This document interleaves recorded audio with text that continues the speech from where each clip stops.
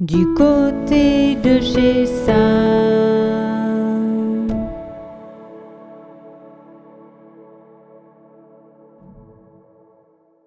Bienvenue du côté de chez Sam. Auteur, compositeur, interprète berrichon, Florent Marchais signe son premier roman, Le monde du vivant. Jérôme, ingénieur, décide de quitter Orléans pour devenir agriculteur dans une ferme de Levroux. Il souhaite offrir à sa famille une vie meilleure, loin de la pollution du glyphosate. Cet été-là, il fait très chaud.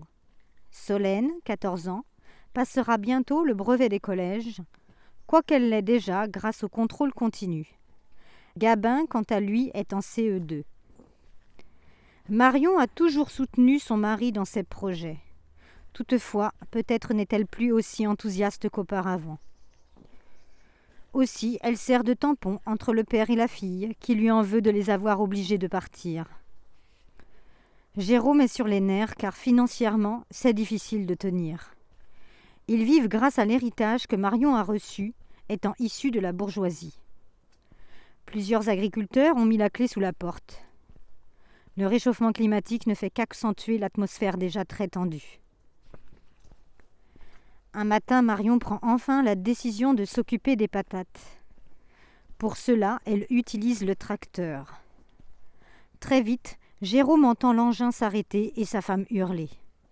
Il lui avait pourtant bien répété de couper la prise de force. Il appelle alors le docteur Faugère qui appelle à son tour les pompiers.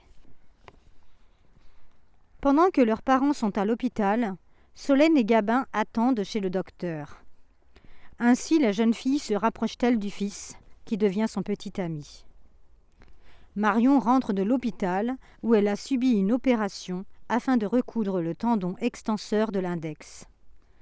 Elle ne pourra donc plus se servir de sa main.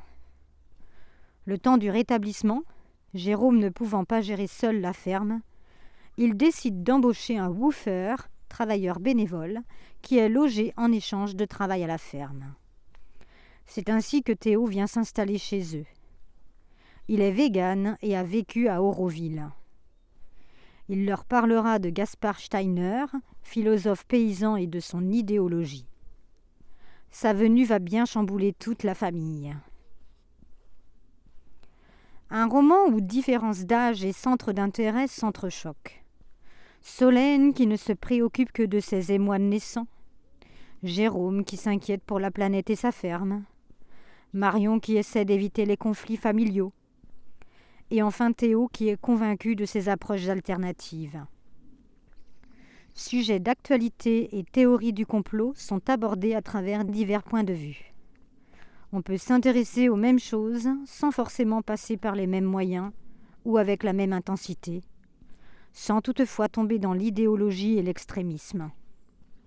Le récit est mené avec justesse sans parti pris. Chacun y a sa place, permettant au lecteur de se faire son propre avis.